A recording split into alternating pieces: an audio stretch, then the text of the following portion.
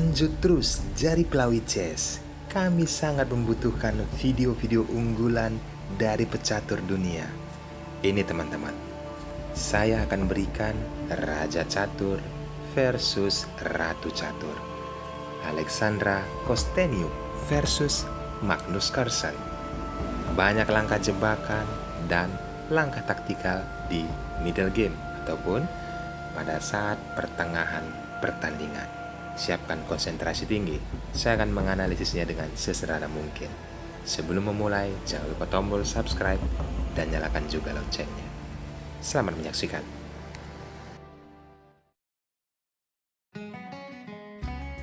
Alexandra Kosteniuk memegang buah putih.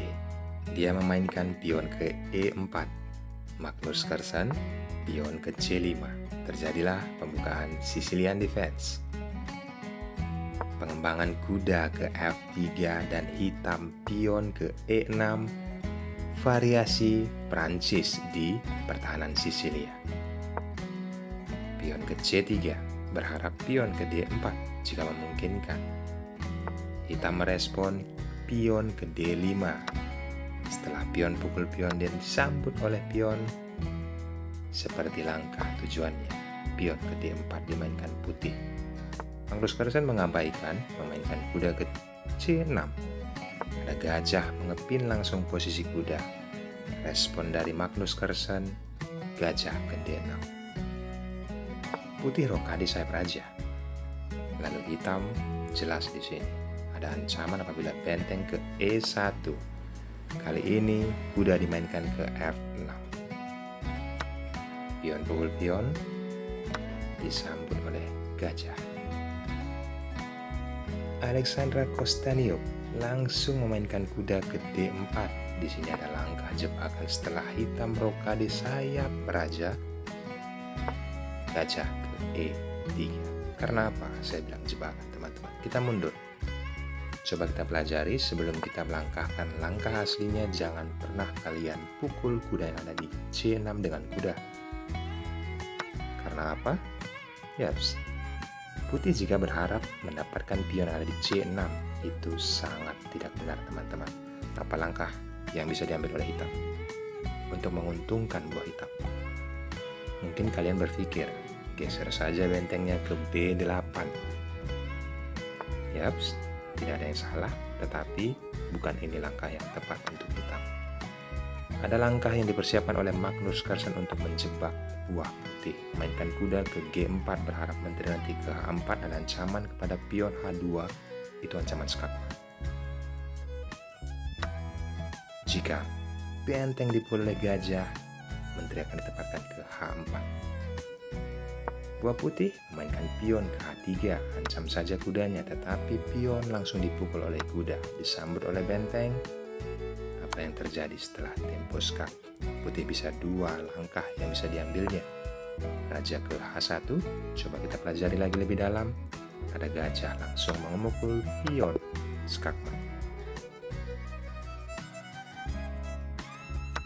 Coba tidak raja ke H1, tetapi raja ke F1 dengan kondisi tempo skak seperti ini. Hitam akan langsung melancarkan gajah petak putihnya tempo skak ke A6 walaupun ditutup oleh pion, dipukul saja. Tidak banyak pilihan, ditutup oleh menteri. Tidak langsung dipukul menteri, tetapi menarik gajah. Ingat teman-teman, menteri sedang dipin. Apapun langkah yang dilakukan oleh putih, menutupnya dengan gajah, gajah dipukul, menutup dengan pion, pion dipukul oleh menteri. Tidak ada yang bisa menyelamatkan raja putih dengan kondisi seperti ini. Ambil ilmunya teman-teman. Saya sudah memberikan secara gamblang ataupun bisa kalian terapkan saat bermain nanti. Putih tidak memukul kuda, karena itu dia memainkan gajah.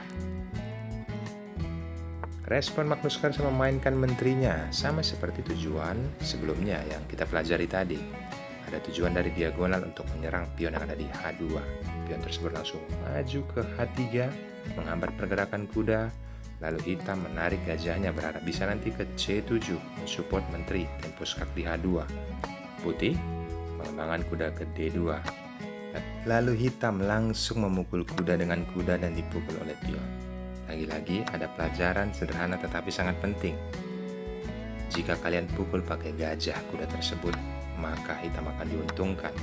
Dengan posisi seperti ini, menteri akan langsung ditempatkan ke B4, mengancam gajah, dan pion akan mudah didapat oleh hitam. Kita kembali ke partai aslinya, teman-teman. Maka dari itu, kuda dipukul oleh pion. Langkah tepat yang dilakukan oleh Alexandra Kosteniuk. Pertandingan pun berlanjut. Magnus langsung pengembangan gajahnya ke F5. Lalu putih kuda ke F3. Tujuannya ke E5 ya. Lalu benteng ditempatkan oleh hitam ke C8. Ada gajah mengajak pertukaran. Magnus Carlsen menutupnya dengan kuda. Alexandra menempatkan menterinya ke B3. Dan benteng kembali digeser ke E8. Lihat teman-teman, tujuannya bisa saja nanti ke E6 ya, agar bisa ke H6. Benar saja, setelah kuda ke E5 langsung diancam oleh pion dan wajib mundur. Alexandra Kosteniuk kembali memundurkan kudanya ke F3, mendobrak dengan pion yang dilakukan oleh Magnus Carlsen. Pion ke G5. Bagaimana Alexandra mempertahankan posisi serangan yang dilakukan oleh Magnus Carlsen? Penempatan benteng menguasai jalur C, lalu Magnus kembali memainkan pion ke H5, berharap pion ke G4 nantinya. Putih langsung memundurkan kudanya, kali ini ditempatkan ke D2. Magnus Carlsen mengamankan rajanya. Yap, ada shadowing dari menteri ya. Setelah gajah memukul kuda, disambut oleh gajah. Diagonal serangan pun diciptakan tetapi dipatahkan oleh kuda benteng yang memukulnya. Ini langkah sangat brilian teman-teman. Karena apa? Coba kita pelajari apabila pion yang memukul kuda tersebut. Ada pion ke D5 menutup serangan dari hitam. Walaupun terlihat ada gajah ke C7. Pion ke G3. Permainan masih seimbang. Bedanya Magnus Carlsen memukul kuda tersebut dengan benteng. Bagaimana Alexandra? Dia memainkan pion ke A4. Magnus Carlsen benteng ke F7. Benteng ditempatkan ke C8. Magnus mengaktifkan gajahnya, support menteri. Walaupun terlihat ada serangan double dari benteng putih, Magnus Carlsen tetap menempatkan menterinya tempo skak. Tak ada pilihan, raja ke F1. Barulah hitam kembali melancarkan langkah briliannya, gajah ke F4. Ini sangat powerful. Jika dipukul oleh gajah, jelas rajanya akan mati. Skakmat tak terhindarkan. Maka dari itu Alexandra masih mencoba. Tidak memukul gajah, pastinya dia memukul pion dengan menteri. Langkah Magnus Carlsen tetap mengambil tempo skak. Setelah raja ke E2, pion dipukul oleh menteri sekaligus melindungi bentengnya. Perhatikan teman-teman, gajah petak hitam yang dimiliki oleh putih sedang dipin. Maka dari itu raja mundur ke D1. Tempo skak diambil oleh menteri. Raja ke C2. Apa langkah brilian yang bisa didapatkan oleh hitam? Pause videonya, temukan langkahnya. Selamat bagi kalian yang berpikir pukul gajahnya dengan benteng. Dan di sini Alexandra menyerah. Karena apa? Dia sudah kehilangan satu perwira. Jika menteri memukul menteri teman-teman, mudahnya benteng akan memukulnya. Jika dilanjutkan, seorang ataupun pecatur dunia unggul satu perwira, sangatlah mudah memenangkan pertandingan. Ambil pelajaran pentingnya teman-teman. Saya sudah menganalisis jalannya pertandingan sesederhana mungkin untuk kalian dapatkan ilmunya saat bermain nanti.